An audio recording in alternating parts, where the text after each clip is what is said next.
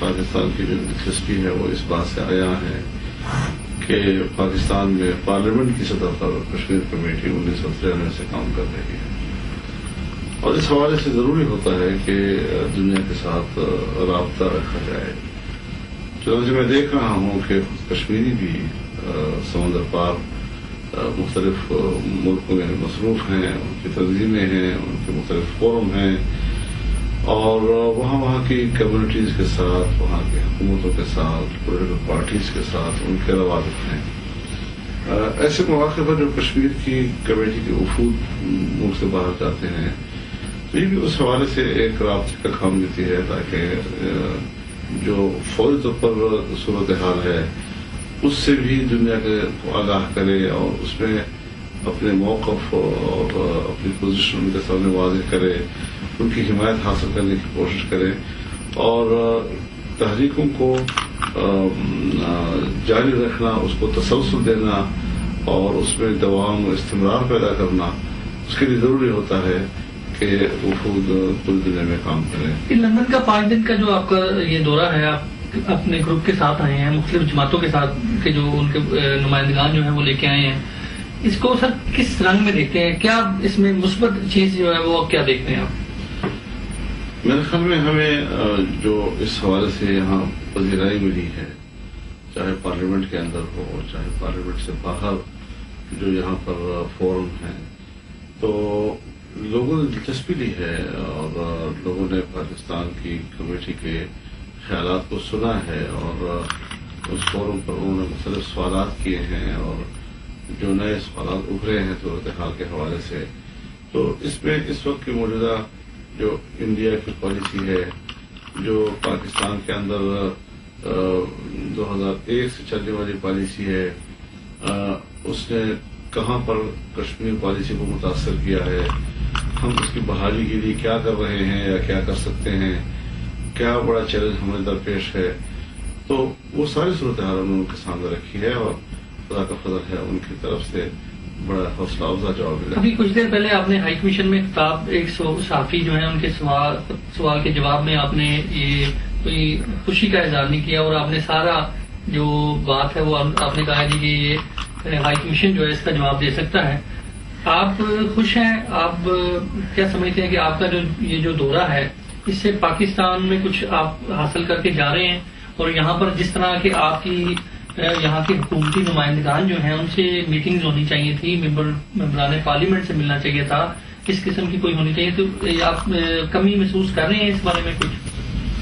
اگر کچھ کمی اس میں ہوئی بھی ہے تو ابھی فی الحال میں اس پر تبصرہ نہیں کر سکتا، تاوقع کہ ایسی صورتحال نہ ہو کہ جہاں ہم معلوم کر سکیں کہ اگر کہیں کوئی میٹنگ نہیں ہو سکی ہے ان کے آفیشل بندوں کے ساتھ تو اس کی کیا وجوہ تھی، کیا ہماری طرف سے کمی تھی یا ان کی طرف سے کوئی ایسی مصروفیات تھیں، تو اس پر فی الحال میں اس تبصرے کی پوزیشن میں نہیں۔ دہشت گردی کے حوالے سے آپ نے بات کی، اور افغانستان میں دہشت گردی کے حوالے سے JUI خاص طور پر جو ہے وہ کیا دیکھتی ہے کہ پاکستان اپنی جنگ لڑ رہا ہے یا پاکستان کسی اور کی جنگ لڑ رہا ہے؟ اس پر میں چاہتا ہوں کہ ذرا JUI کی پالیسی جو ہے اس کو تھوڑا سا واضح کر دیجیے۔ JUI کی پالیسی واضح بھی ہے، لیکن اب یہ جو آپ کی اور میری گفتگو ہو رہی ہے یہ ایک کشمیر کمیٹی کی چیئرمین کی کیپیسٹی میں یہاں آیا ہوں، اور میں چاہتا ہوں کہ میں اسی پہ فوکس رکھوں۔ اگر افغانستان کے حوالے سے میں نے بحث کرنا شروع کر دیا تو ظاہر ہے کہ اس پر میرے اور حکومت کے درمیان اور پیپلز پارٹی کا اختلاف رائے ہے، اور اس کو یہاں پر میڈیا کے ذریعے اجاگر کرنا میں سمجھتا ہوں کہ کشمیر کاس کے لیے ہمارے سفر کو سرپٹاش کرے گا۔ میں مولانا صاحب پاکستان کے حوالے سے بھی کچھ ضرور میں آپ کی خدمت میں سوال رکھنا چاہوں گا، کیونکہ ہماری جو برطانیہ میں مقیم پاکستانی کمیونٹی ہے کشمیر کے ساتھ ساتھ، اس میں قطعاً کوئی شک نہیں کہ یہ جو کمیونٹی ہے انہوں نے پاکستان کی ترقی اور پاکستان کی خوشحالی کے لیے ایک بہت اہم کردار ادا کیا۔ جب بھی ہمارے پاکستانیوں کو ضرورت پیش آئی ہے انہوں نے بہت ایک اہم کردار ادا کیا۔ تو میں یہ چاہتا ہوں کہ تھوڑی سی اگر اس پہ بھی ہم روشنی ڈال لیں، اوباما جس طرح انڈیا میں گئے ہیں ان کے بیانات کو اگر دیکھ لیا جائے تو کیا آپ سمجھتے ہیں کہ یہ کشمیر کے مسئلے میں مسئلے کو حل کروانے میں تھوڑی سی تاخیر جو ہے آئے گی صدر اوباما کے دورہ انڈیا سے؟ اصل بات یہ ہے جی کہ جو امریکی صدر اوباما سے توقعات ہیں ہمارے اس خطے کے عوام کے، تو دو حوالوں سے لوگ امریکہ کی نئی قیادت کی طرف دیکھ رہے ہیں۔ ایک بالخصوص ساؤتھ ایشیا کے امن کے حوالے سے، جس کے بارے میں انہوں نے بڑے غیر مفہوم الفاظ میں کہا تھا کہ ساؤتھ ایشیا کا امن انڈیا پاکستان کے بہتر تعلقات سے وابستہ ہے، اور انڈیا پاکستان کے بہتر تعلقات مسئلہ کشمیر کے حل سے مربوط ہیں۔ تو اس حوالے سے ان کی جو کاوشیں ہیں، ان کا جو ویژن ہے، اس حوالے سے وہ کیا عملی اقدامات کرتے ہیں، اور حالیہ جو ان کا انڈیا کا دورہ ہوا ہے، گو کہ بظاہر تو وہ خالصتاً امریکی مفادات کے حوالے سے نظر آ رہا تھا، لیکن خطے کے حوالے سے مسئلے کے حل پر انہوں نے صرف اپنی رائے تو دی ہے، لیکن کسی عملی اقدام کی کوئی بات انہوں نے نہیں کی۔ تاہم جو ان سے توقع ہے وہ یہی ہے کہ وہ مسئلہ کشمیر کے حل کے لیے ہندوستان پر دباؤ ڈالے اور ہندوستان کو آمادہ کرے اس بات پر کہ وہ مذاکراتی میز پر آئے، اور یہ کہ اقوام متحدہ کے قراردادوں کا احترام کریں اور اس پر عمل درآمد کے لیے تیار ہوں۔ دوسری چیز جو امت مسلمہ بحیثیت مجموعی ان سے توقع رکھتی ہے کہ انہوں نے اسلامی دنیا کے ساتھ بہتر تعلقات کے لیے جو قاہرہ میں خطاب کیا اور پوری امت مسلمہ کو خطاب کیا تھا، تو اس سے بھی جو فلسطین ہے یا افغانستان ہے یا عراق ہے اور اسلامی دنیا کو درپیش جو مشکلات ہیں، اس کے حل کے حوالے سے جو امید افزا گفتگو انہوں نے کی تھی، اس پر عمل درآمد کے لیے بھی امت مسلمہ منتظر ہے۔ تو ظاہر ہے جی کہ امید کی سیاست خوف کی سیاست سے بہتر ہوتی ہے، اس کے لیے ان کے عملی اقدامات کی ضرورت ہے۔ اب افغانستان ہے تو افغانستان سے وہ فوج کے نکالنے کی بات کر رہے ہیں، اور فوج کے وہاں سے نکالنے کی بات، یہ ہم اس کو ایک مثبت اقدامات میں شمار کر سکتے ہیں، لیکن افغانستان میں بہرحال وہاں ایک سیاسی مفاہمت کی ضرورت بھی ہے، اور وہ رہے گی اور ہر صورت میں رہے گی۔ عالمی قوتیں جنہوں نے افغانستان کی صورتحال کو متاثر کیا، اس کو تباہ و برباد کر دیا ہے، اسی طرح عالمی برادری پر ذمہ داری پڑتی ہے کہ وہ افغانستان کی سیاسی مفاہمت کے لیے بھی کردار ادا کرے اور افغانستان کو مزید داخلی خانہ جنگی سے بچائیں۔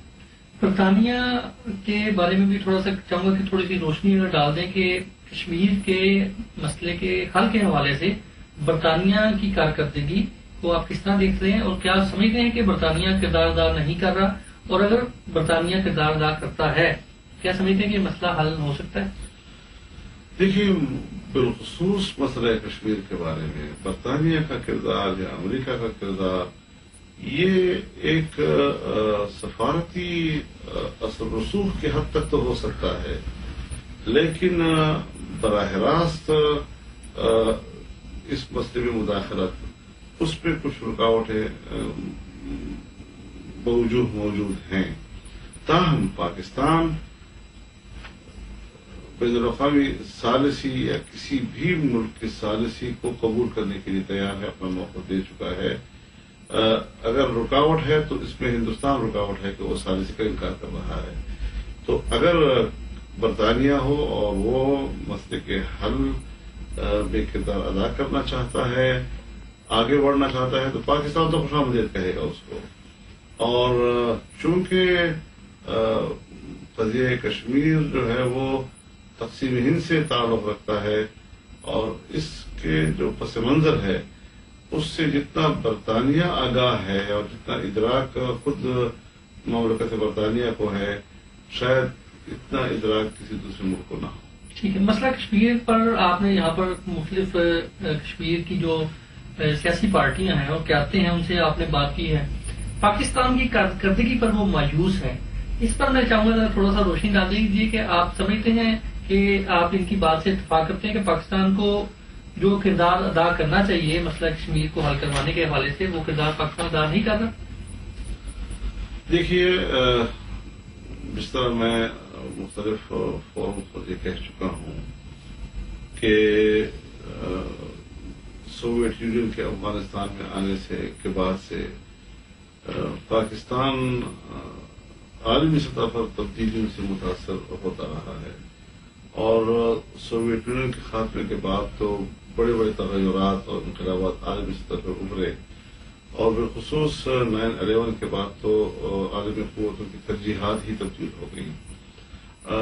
اس کے بعد سے پاکستان جس طرح افغان پالیسی کے حوالے سے پاکستان کے مغربی سرحد میں دلدل میں پھنسا ہے، تو یہ طبی طور پر مسئلہ کشمیر کو متاثر کرتا ہے، جس کی وجہ سے مسئلہ کشمیر جو ہے وہ ایک طرف مسئلہ کشمیر وہ پس منظر کی طرف دھکیلا گیا، دوسری طرف ہندوستان جو ہے وہ کشمیر کے مسئلے سے کچھ اس کو سکون سا ملا، اور ایک جیسے اس کو ایک وقت مل گیا، اس خاموشی کا فائدہ اٹھایا، لیکن ہندوستان نے اپنا دفاعی، سیاسی اور سفارتی اثر رسوخ وہ افغانستان تک بڑھا دیا ہے۔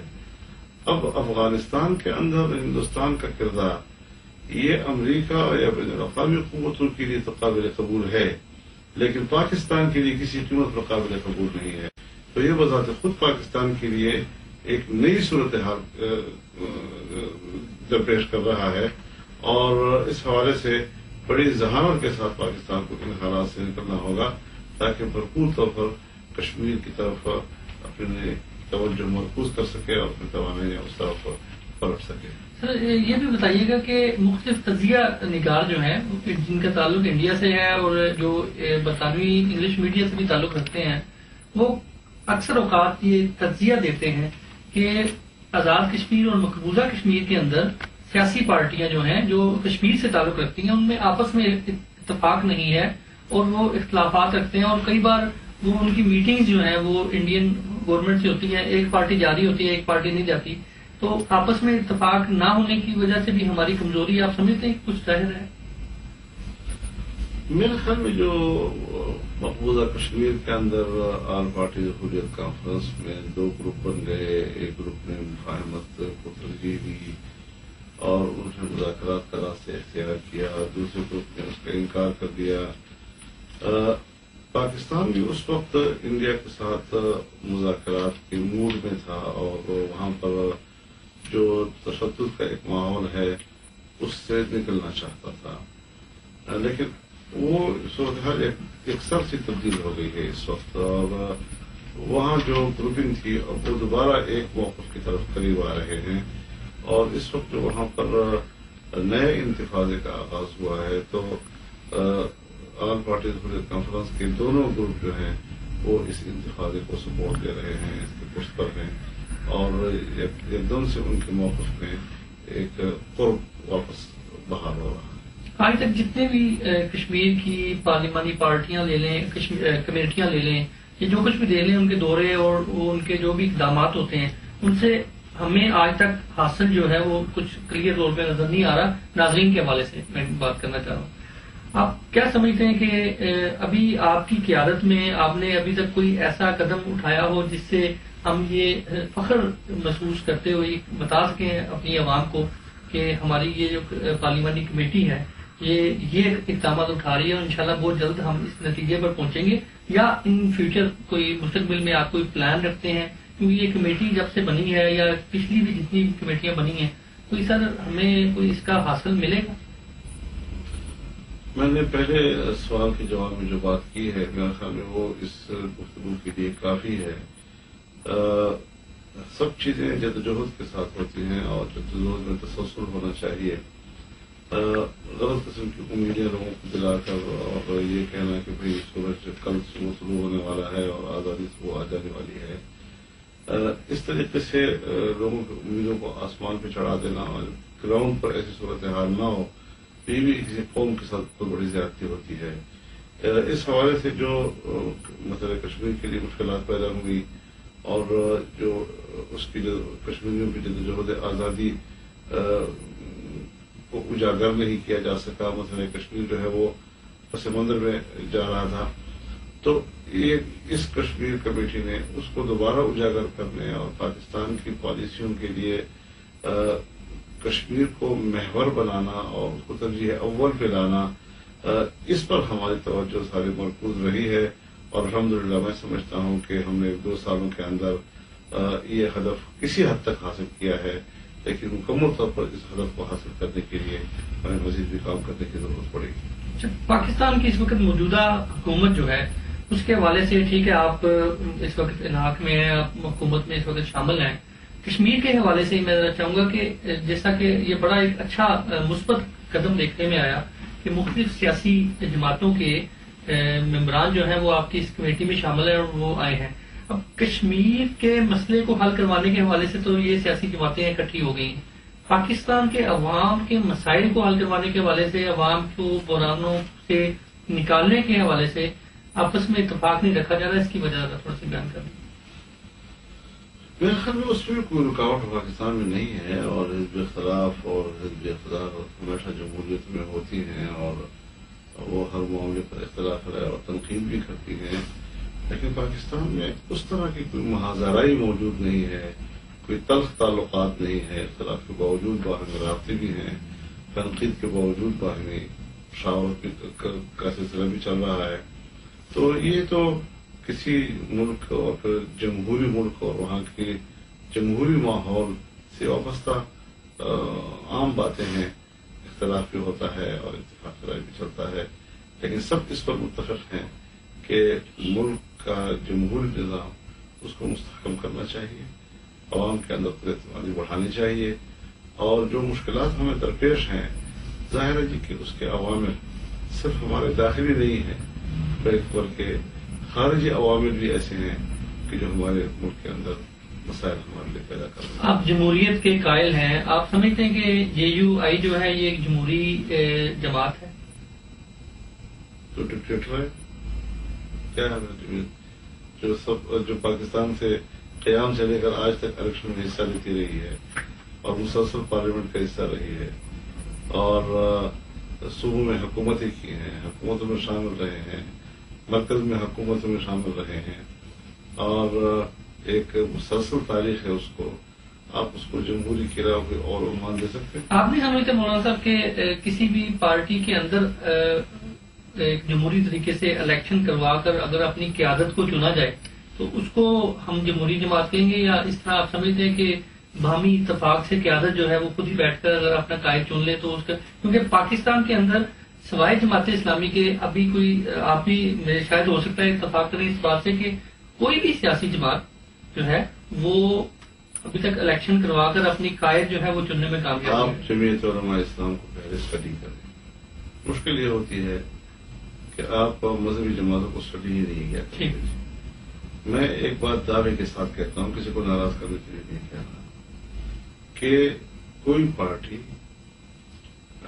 اپنے داخلی نظام میں جمہوریت کے معیار پر اگر پورا اترتی ہے تو وہ جمعیت علماء اسلام کہ جس کے ہر 3 سال کے بعد ملک بھر میں رکن سازی ہوتی ہے اور ہر یونین کونسل کی سطح پر اس کی ذیلی تنظیم بنتی ہے اور پھر اس کے بعد تحصیل کی، اس کے بعد ضلع کی، اس کے بعد صوبے کی، اور باقاعدہ اس کی جنرل کونسل بنتی ہے. اور مرکزی جنرل کونسل جو ہے وہ کل اراکین 3000 اراکین پر ایک رکن مرکزی جنرل کونسل کا بنتا ہے اور پھر جا کر اس میں باقاعدہ ووٹنگ ہوتی ہے. صدر اور جنرل سیکرٹری اس کا باقاعدہ الیکشن سے آتے ہیں اور پھر اس کے بعد وہ اپنے ساتھ کابینہ تجویز کرتے ہیں.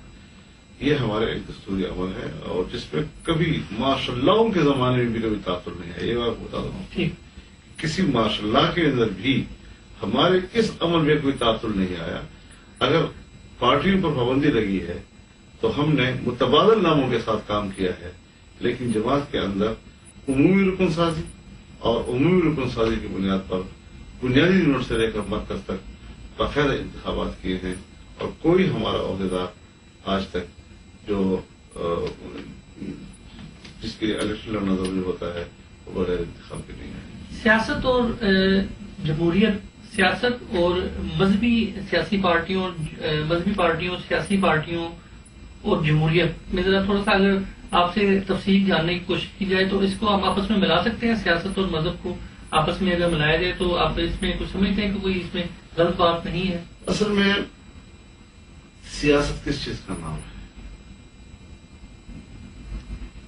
ہمارے اگر جدید دور کے روایتی سیاستدانوں سے پوچھا جائے تو وہ شاید یہ بھی نہیں جانتے ہو کہ سیاست جو ہے یہ اردو کا لفظ ہے یا عربی کا لفظ ہے. لیکن ہم سمجھتے ہیں کہ سیاست جو ہے یہ مملکتی زندگی میں اس تدبیر اور انتظام کا نام ہے کہ جو ریاست کے لوگوں کو اور مملکت کے لوگوں کو دنیوی زندگی میں سکون مہیا کرتا ہے اور اخروی زندگی میں نجات کا سبب بنتا ہے. تو جب آپ معاشرے، اپنے سوسائٹی، اجتماعی اور مملکتی زندگی کے لیے قرآن کریم اور سنت نبوی سے رہنمائی لیتے ہیں تو اس سے بڑھ کر پھر انسانیت کے لیے سکون کا اور کوئی چیز بہتر ثابت نہیں ہو سکتی. لیکن اسی چیز کو اگر ہم لوگوں نے چھوڑ دیا ہے اور پھر ہم جا رہے ہیں کہ ہم نے امن و سکون کی تلاش کرنا ہے، اسلام کے دیے ہوئے اصولوں کو اگر غیر مسلم نے بھی اپنایا ہے تو اس نے سوسائٹی میں سکون پیدا کیا ہے، اور اگر اسلام کے دیے ہوئے اصولوں کو خود مسلمان نے ترک کیا ہے تو اس سوسائٹی میں امن و سکون نہیں آ سکتا. یہ گزشتہ ہفتے جماعت اسلامی کے نائب امیر جو ہیں سراج الحق صاحب، محترم سراج الحق صاحب، ان کا ایک خصوصی انٹرویو میں کر رہا تھا. آپ جمعیت علماء اسلام کے حوالے سے بات ہوئی تو انہوں نے کہا جی کہ جمعیت علماء اسلام ہماری نظر میں ایک سیاسی جماعت ہے، مذہبی جماعت کی. اگر وہ حکومت سے باہر آئے گی تو تب اس کو دینی جماعت جو ہے وہ مانے گی. اس پہ تھوڑی سی میں چاہوں گا روشنی ڈال دیں. جس وقت وہ ضیاء الحق کے ساتھ تھے اس وقت کیا تبصرہ تھا جماعت اسلامی کے بارے میں ان کا، اور جب ہم جیلوں میں تھے تو اس کے الٹا تبصرہ تھا. یعنی ہمیں وہ اس وقت مذہبی سمجھتے تھے اور خود کو مذہبی نہیں سمجھتے تھے اس زمانے میں. آپ سمجھتے کا کوئی دلیل نہیں ہے. اچھا، آپ یہ سمجھتے ہیں کہ جماعت اسلامی کا آپ سے علیحدہ ہونا، متحدہ مجلس عمل کا ٹوٹنا تھوڑی سی آپ کی ناکامی کی وجہ بھی ہو سکتی ہے؟ یہ ناکامی ضرور ہوئی ہے، دینی جماعتوں کا کشمیر میں دھچکا لگا ہے اس سے. لیکن میں نے آپ سے پہلے بھی عرض کیا کہ ملک سے باہر میری جو تبصرے ہیں اس کو کشمیر تک محدود رکھیں اور آپ بھی کشمیر کا گزارش کرنے کا حصہ نہ بنیں. ٹھیک ہے، نہیں میں بالکل آپ سے اتفاق کرتا ہوں. انصار بندی صاحب کے حوالے سے اگر میں بات ضرور کروں کیونکہ یہاں پر ایک آپ کے آنے سے پہلے بہت زیادہ یہاں پر ایشو اٹھا اور خصوصی طور پر انگلش میڈیا نے بہت منفی رنگ میں اس کو پھیلایا جو کہ ہمارے لیے باعث فکر ہے اور ہمیں میں مثبت اگر دیکھوں یہ نہیں ہونا چاہیے. انصار بندی صاحب کی مجھے نہیں سمجھ آ رہی کہ کیوں مخالفت ہے اور کیا سمجھتے ہیں کہ انصار بندی صاحب نے کیوں آپ کو یہ سمجھا کہ آپ دہشت گردی کی سپورٹ کرتے ہیں، حالانکہ آپ تو حکومت میں موجود ہیں اور آپ یہ سمجھتے ہیں کہ پاکستان فرنٹ لائن پہ جو ہے دہشت گردی کا سامنا کر رہا ہے. تو انصار بندی صاحب جو ہے وہ کیوں آپ سمجھتے ہیں کہ کیوں ان کو کسی کی سپورٹ ہے، کوئی میسج ملا ان کو، یا یہ کوئی تیسری قوت ہے جن کو سالے پہ مجبور کیا گیا کہ آپ کے خلاف کوئی درخواست دیں؟ خیر، اس کی تفتیش تو آپ لوگ کریں کہ اس کو کسی نے کہیں سے فیڈ کیا ہے، کسی نے اس کی ڈیوٹی لگائی ہے، وہ کسی کی خدمت کر رہا ہے. یہ میرا مسئلہ نہیں ہے، نہ میں ان کو جانتا ہوں، ضرور میں نے کسی فنکشن کو دیکھا ہوگا، نہ وہ مجھے جانتا ہے. لیکن اتنی بات ضرور ہے کہ سیاسی حوالے سے دنیا کے مسائل کو دیکھنا، بین الاقوامی تعلقات کو سیاسی زاویے سے دیکھنا، دنیا کے ساتھ سیاسی لہجے میں بات کرنا، اگر وہ ہمیں بھی اس صف میں لے جائیں کہ طالبان اور القاعدہ اور یہ وہ، پھر تو شاید مذہبی دنیا کا جو ایک رابطہ ہے اور مذہبی قوتیں جو ایک ہم آہنگی اور یکجہتی کے لیے رابطے کا کام دے سکتی ہیں، اگر جمعیت علماء اسلام کو اس سے نکال دیں پھر تو ایک خلا پیدا ہو جائے گا. لہذا میں نہیں سمجھتا کہ انہوں نے اس حوالے سے یا برطانیہ کی خدمت کی ہے یا جو اسلام اور مغربی دنیا کے درمیان رابطے کا ایک تصور پیدا کیا جا رہا ہے کہ وہ رابطہ ٹوٹنا نہیں چاہیے اور اختلاف رائے کے باوجود مکالمے کا ایک نظام برقرار رہنا چاہیے. تو اگر جمعیت علماء کو آپ اس بیچ سے نکال دیں تو پھر تو مذہبی افراد رہ جائیں گے جو شاید اس حوالے سے کام کریں گے. ایک پارٹی اور ایک جو ایک میکینزم ہے وہ تو بیچ سے نکل جائے گا. جی دوسری بات یہ ہے کہ میں اس وقت سفر جو ہے وہ ذاتی حیثیت میں نہیں کر رہا بلکہ میں ایک پارلیمنٹ کے نمائندے کے طور پر اور کشمیر خاص کے حوالے سے کر رہا ہوں.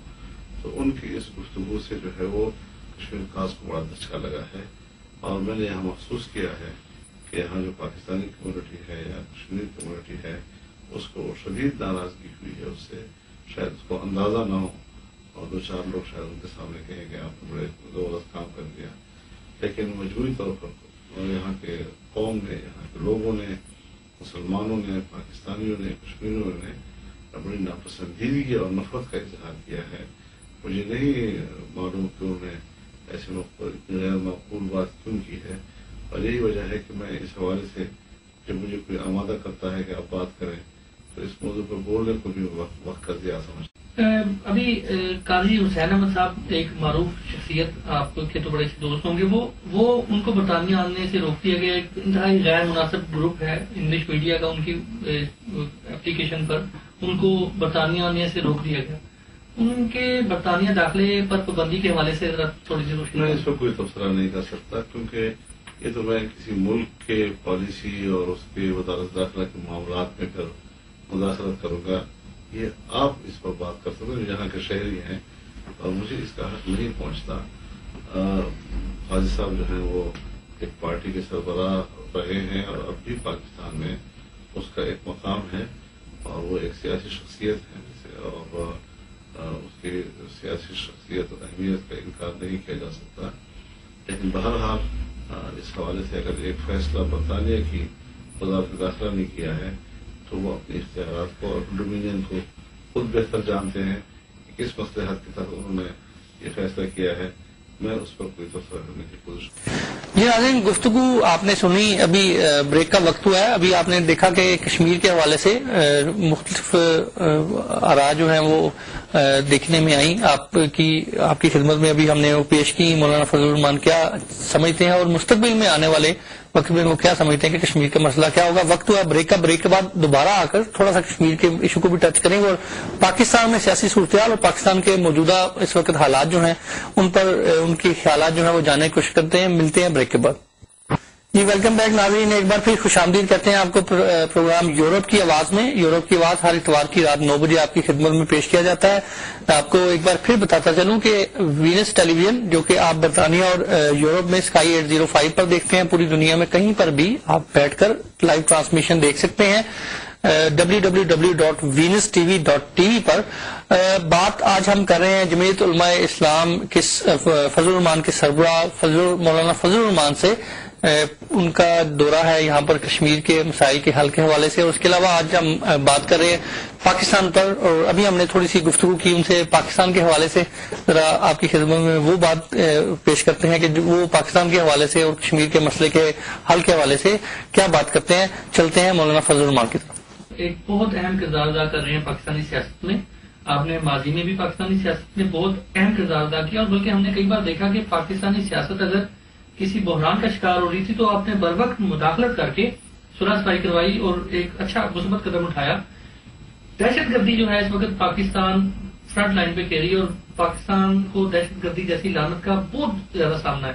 اس پر میں آپ سے بلکہ خصوصاً درخواست کروں گا کہ آپ ذرا تھوڑی سی تفصیل سے روشنی ڈال دیجیے کہ ہمارے پاکستان میں جو دہشت گردی ہو رہی ہے, یہ جدید ترین اسلحہ, یہ جدید ترین گاڑیاں, یہ اتنا زیادہ پیسہ جو ہے یہ کہاں سے آ رہا ہے. اب کہنے کو تو امریکہ اور جو برطانیہ ہے یہ دہشت گردی میں پاکستان کا ساتھ دے رہے ہیں. آپ کو تھوڑی سی اس پہ روشنی ڈالیں گے کہ یہ کون فراہم کر رہا ہے ان کو دہشت گردوں کو پاکستان کے خلاف لڑنے کے لیے. یہ سوال مجھ سے کرنے کا نہیں ہے, یہ پاکستان کے ایجنسیوں سے کرنے کا ہے.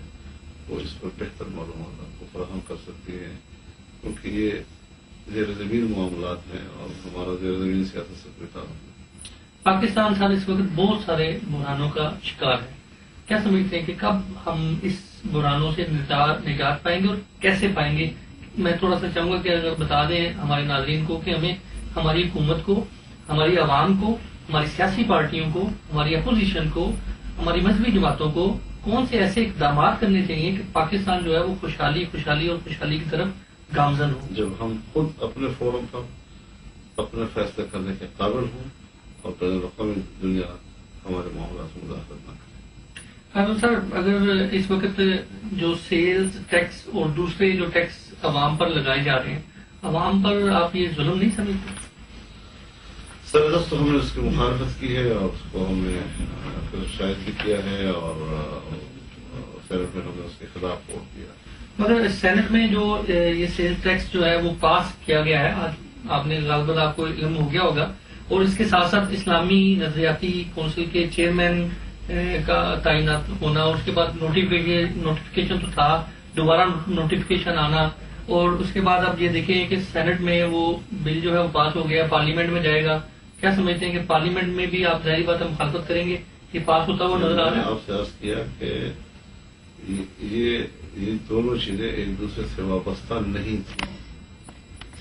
اور آپ لوگ میڈیا والے جو ہیں وہ ہم سے کوئی دو چار خود ہی بھاگ رہے ہوتے ہیں، ایک طرف سے کچھ پتہ نہیں چلتا۔ آپ لوگ ایک میٹنگ سے تاثر لے لیتے ہیں تو اس پر تبصرے شروع کر دیتے ہیں، بس جمعیت چلی گئی، اس میں ایک چیئرمینی کا وہ لے لیا۔ چیئرمینی الگ مسئلہ ہے اور جو الگ مسئلہ ہے، کوئی سودے بازی والی بات نہیں ہوتی۔ ہم نے بڑے آزادانہ طور پر پارلیمنٹ کے اندر رائے دی ہے اور ہم نے اس کی مخالفت کی ہے، اور مزید ہم پھر کہتے ہیں کہ پہلے بھی گنجائش تھی کہ حکومت ہمیں اعتماد میں دیتی، اور اگر ہم مطمئن ہوتے کہ یہ بل عوام کو نقصان پہنچانے والا نہیں ہے تو ہم حمایت کرتے ہیں۔ اگر اس کے بعد بھی حکومت ہمیں مطمئن کر دے، ہمارے تحفظات دور ہو جائیں اور ہم یہ سمجھیں کہ اب یہ ملک کے عوام کے مفاد میں ہے تو ہم پھر بھی ووٹ دے سکتے ہیں۔ لیکن اگر یہی صورتحال رہتی ہے تو ظاہر ہے ہماری ایک رائے ہے اور وہ رائے اسی طرح برقرار رہے گی۔ سر، آپ بس اب پروگرام کو ختم کرتے ہیں۔ پاکستان پیپلز پارٹی MKM آپ کے ساتھ حکومت میں ہے، آپ بلکہ ان کے ساتھ حکومت میں ہیں، ان کے اپنے اپنے مقاصد لے کر وہ عوام کی خدمت کر رہے ہیں۔ آپ کا کئی جگہ پر ان سے اختلاف ہوتا ہے، آپ کئی جگہ پر میڈیا میں آ کے آپ اختلافات کا اظہار کرتے ہیں۔ میں یہ جاننا چاہتا ہوں کہ اس اتنے زیادہ اختلافات کے باوجود حکومت میں کیوں ہے سر اپنے ساتھ؟ یہ ایسے اتحاد نہیں ہے کہ سب نے مل کر اور باہم طور پر بیٹھ کر مشترکہ نکات پہ اتحاد کیا ہو۔ اس میں حکومت بنانے والی قوت پیپلز پارٹی ہے اور انہوں نے ہر پارٹی کے ساتھ اپنے تئیں جو ہے معاملات کیے ہیں۔ ہم نے جو حکومت میں شمولیت کی ہے اس کا تعلق پیپلز پارٹی سے معاہدے کے حوالے سے ہے، اور پیپلز پارٹی کے ساتھ ہم اپنے معاملات چلا رہے ہیں، اور جب تک ہم سمجھتے ہیں کہ پیپلز پارٹی جو ہے وہ تاخیر سے صحیح لیکن وہ اپنے وعدے پورے کر رہی ہے یا اس میں کچھ وقت دینا چاہتی ہے تو اس وقت ہم ضرور چلنا چاہتے ہیں ان کے ساتھ، کیونکہ معاملات کو بگاڑنا، حکومت سے نکلنا آسان ہوتا ہے، لیکن ایک انتہائی نظریاتی لحاظ سے بالکل مختلف قوت کو آپ اپنے ڈب پر لائیں، آپ کنوینس کریں اس کو، پالیسیوں میں آپ تبدیلیاں لائیں، اس میں ضرور وقت لگتا ہے اور یہ محنت رکھا ہوں۔ اگر میں سر سیلاب پر تھوڑی سی روشنی نہ ڈالی جائے تو بڑی سخت زیادتی ہوگی پاکستانی عوام کے ساتھ۔ سیلاب پر ذرا یہ بتائیں کہ آپ کیا سمجھتے ہیں کہ اس وقت ہماری جو حکومت ہے اور حکومت کے ساتھ دینے والی جو سیاسی جماعتیں ہیں، مذہبی جماعتیں ہیں، غالباً اس میں کوئی شک والی بات نہیں کہ جمعیت علماء اسلام نے بھی ایک اہم کردار ادا کیا ہوگا سیلاب سے متاثرین جو ہیں ان کو بحران سے نکالنے کے لیے، مشکل سے نکالنے کے لیے۔ کیا آپ سمجھتے ہیں کہ حکومت اس وقت سیلاب سے متاثرہ لوگوں کو، معصوم بچوں کو بچانے میں اور مشکل سے نکالنے میں کامیاب رہی ہے؟ اگر نہیں تو کتنا وقت لگے گا؟ دیکھیے، جو سیلاب تھا وہ تو گزر گیا، اب تو بحالی کا مسئلہ ہے۔ پانی نہیں سوکھا سر ابھی؟ نہیں، اگر وہ جو مسئلہ وہ نکل گیا ہے، پانی خشک ہونا، پھر دوبارہ لوگوں کو بحال کرنا، ان کے لیے گھر بنانا، ان کے لیے زندگی دوبارہ ان کے بحال کرنا، اس میں وقت تو لگتا ہے، اور پاکستان کے پاس وسائل بھی بڑے محدود ہیں۔ اللہ کی طرف سے ہے کہ اتنا بڑا پیمانے پر سیلاب، یہی تو میں ہمیشہ قرآن سے کہتا ہوں کہ تم اپنے روزگار کا مالک جو ہے انسانوں کو سمجھتے ہو تو اللہ کی طرف سے ایسی آزمائش آتی ہے کہ ہر طرف سے دی جانے والی امداد جو ہے دری کی طرح رہ جاتی ہے اور پھر ہم بھیک مانگ رہے ہوتے ہیں.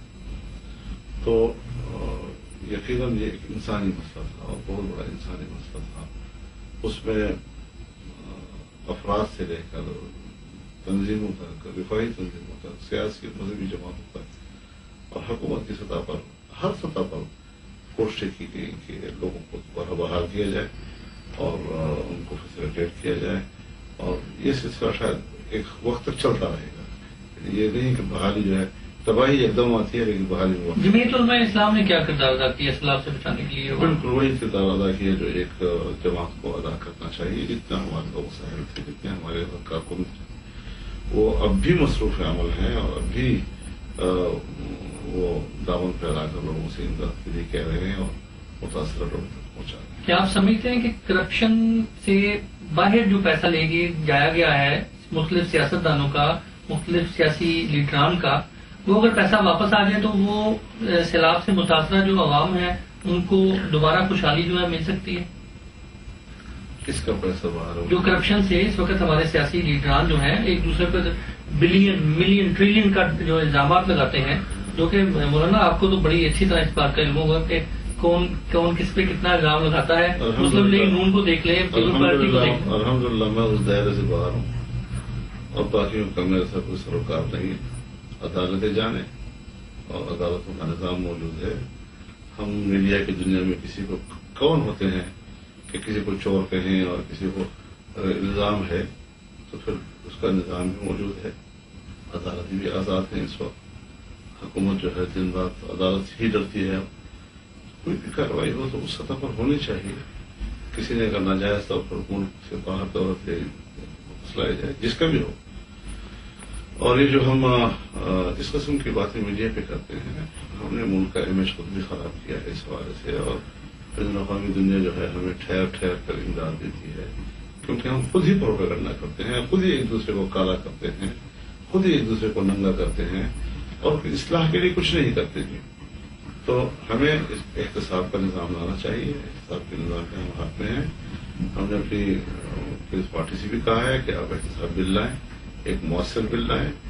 عدلیہ کو بھی ہم سمجھتے ہیں کہ اس کو پورا کردار اس میں ادا کرنا چاہیے. اگر ایسے کیسز ان کے پاس ہیں کسی کے حوالے سے تو وہ تو اپنے فیصلے کر سکتے ہیں. ان کے بارے میں کسی نے کسی کا ہاتھ نہیں روکا ہوا.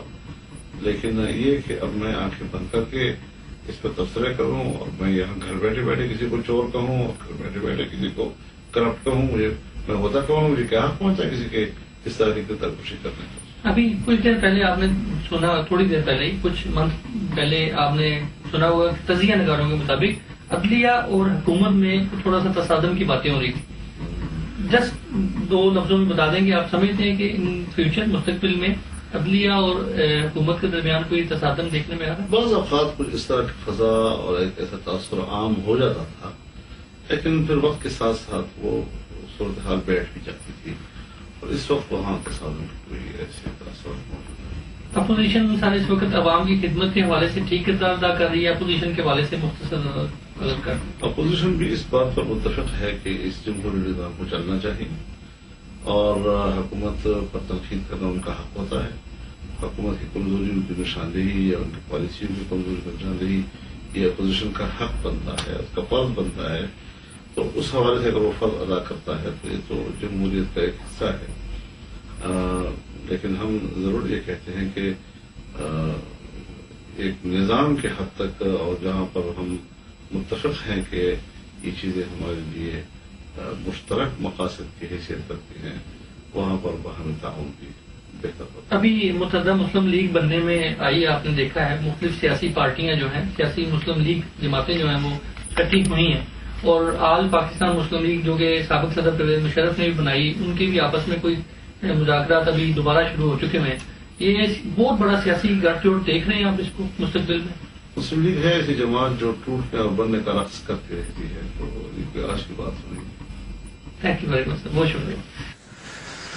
جی ناظرین، گفتگو آپ نے سنی مولانا فضل الرحمان کی. ہم نے ان سے کشمیر کے جو ٹاپکس ہیں ان پر بات کی. مختلف کشمیر کی کمیٹیاں بنتی رہتی ہیں.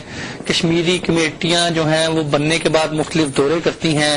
ان دوروں کے نتائج کیا ہیں؟ کشمیری عوام کی کوئی سنتا ہے؟ پاکستان کیا کردار ادا کر رہا ہے؟ انڈیا کیا کردار ادا کر رہا ہے؟ اور UNO، امریکہ، برطانیہ، اس پر ہم نے گفتگو کی. آپ نے گفتگو سنی. اتفاق کرنا نہ کرنا آپ کا بھرپور حق ہے. اس کے علاوہ ہم نے JUI اور جماعت اسلامی کے اختلافات پر بھی بات کی، جس پر انہوں نے مختصر جو ہے وہ بات کی. اس کے علاوہ ہم نے اسلامی نظریاتی جو کونسل ہے ان کی چیئرمین جو اس وقت نئے منتخب ہوئے ہیں، دوبارہ نوٹیفیکیشن گیا ہے، اس پر بھی ہم نے بات کی. اور اس کے علاوہ جمہوریت کے حوالے سے بھی سوالات جو ہیں ان کی خدمت میں پیش کیے گئے.